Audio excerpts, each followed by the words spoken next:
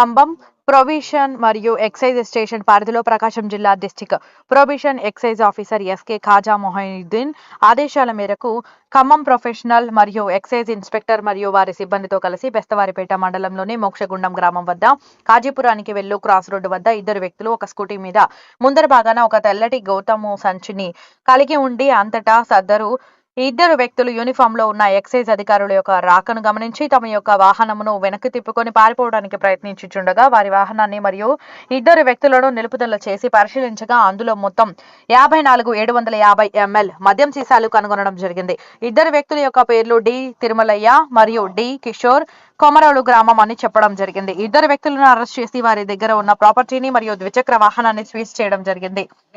ఈ దాడులలో Khammam excise CI S Kondareddy మరియు వారి సిబ్బంది అయిన రంగారావు, సంషీరు, పోలీసు భాష, నాగేశ్వరరావు, సుబ్బారాయుడు మరియు భూపాల్ రెడ్డి